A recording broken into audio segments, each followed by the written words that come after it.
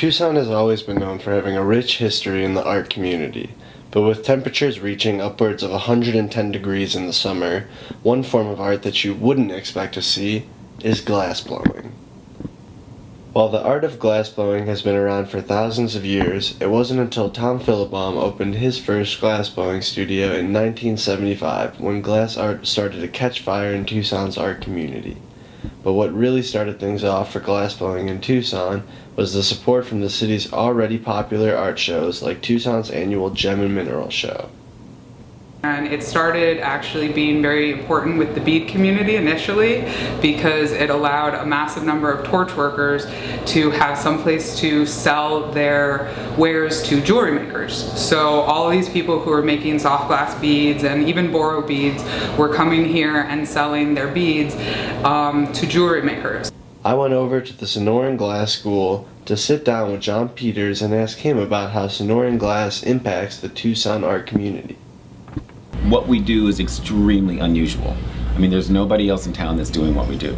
There's no place else you can go and see what we do or what Philibom does or that type of thing because it's just not available. The mission of the Sonoran Glass School is to enrich the Tucson community by providing a supportive environment in which glass artists, students, and enthusiasts can create and share knowledge. So we work with schools, we work with things like the Boys and Girls Club, Boy Scouts, Girl Scouts, foster home care centers, that type of thing.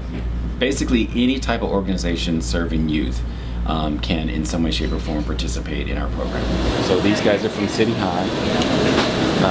They're all high school students, and they're doing like a summer kind of camp thing with us. It's pretty cool. Like, I've always been really creative, so it's like something that like take it to a different level. I do a lot of charcoal art. I painted a mural before. I've worked with similar like glass, but like more making it like into like tile. So I've done that type of stuff. It's a good experience, you know, and you might not know if you'll like it, but it's cool just being able to like make whatever you want, you know, and like with glass you can just shape it however you want it. You can play with fire and stuff. Like even the couple of guys that didn't want to make flowers and they were making something else, it was really fun watching them kind of go in and explore the glass. So that was really fun, and coming up with new things and to share that with students is amazing. They're fascinated by it. It's something very different than sitting in a classroom doing a drawing or doing a painting or something like that. And it's very different than doing ceramics. I mean, it's a totally different medium. So. And having studios like Sonoran in the community that are focused on teaching glass art allows aspiring glass artists to learn a skill that was not always so accessible. I had to read a lot because it was sort of before computers when I first got into glass. So it was like looking for books and asking people questions, sort of figuring things out on my own as much as I could. You pretty much taught yourself. I mean, you sat there with the torch, and there was one video out, and I watched 15 minutes of that video just to find out how to get started. And then the rest of that was just experimenting. Oh, it's definitely easier to get started now than it was before. Joey Lapidus, a former University of Arizona student, recently picked up glassblowing as a full-time profession.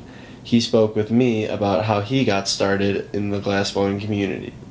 I've been blowing glass for about a year and 3 months now. The opportunity kind of opened up to me and I took advantage of it. I went to the Arizona project 2 years ago and I met a bunch of really dope glass blowers, and they're like, yeah dude, if this is something you think you could do, like invest your time, invest your money, like it'll pay off. Like basically gave me that little push of confidence, be like, yeah, I can go do this. I mean, I saw the glass culture here. Sonoran Glass School really helped me out. I took a class there. Basically informed me that there's this huge culture that is here. You know, a bunch of amazing artists, all just doing great work. And schools like Sonoran Glass teach a variety of glass art forms. There are 6 different forms of glassblowing that Sonoran Glass teaches, including furnace glass blowing, flame working, glass fusing, stained glass, mosaics, and cold working. But ornaments and decadent plates isn't the only way this artwork is impacting the Arizona city. After the legalization of medical marijuana in Arizona, many patients with medical cards use glass pipes and functional glass pieces to medicate. Glass artist Brian Jacobson works specifically with Boro glasswork, creating functional glass pieces, and I asked him his opinion on functional glass pieces as an art form. People use artists very loosely, and I don't like battling of what is art and what is not art. You can make the argument that anything is art as long as it lives up to the principles and elements of design. It's art. So for me, it's almost cut and dry. There's people that, I production, I don't do art, and then there's people that are artists that, they're kind of craftsmen too. So there's the balance of form and function.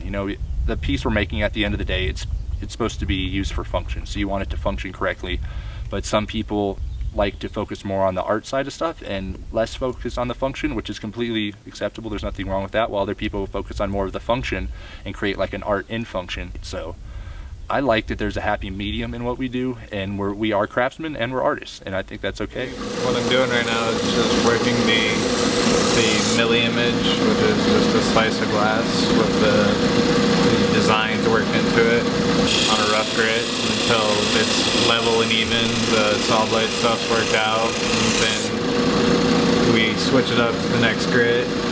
Right now I'm just kind of working on daisy images. We work those until we get a more finished final product that can be used for the different slices, can be used in like the pendants and different backgrounds. I mean, it's kind of a simple process. So these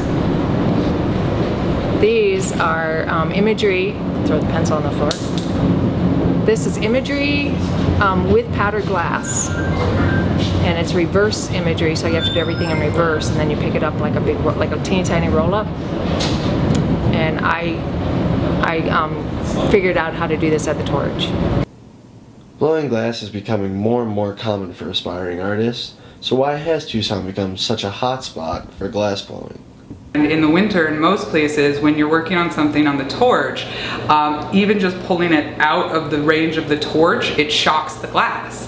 And we don't have that. It may be brutal in the summer to do anything glass related, but you can blow glass all winter long here. And in Tucson, it's so cheap to live that you can basically couch crash or whatever and really have the opportunity to dive into something wholeheartedly and have a community where you can do that and be supported.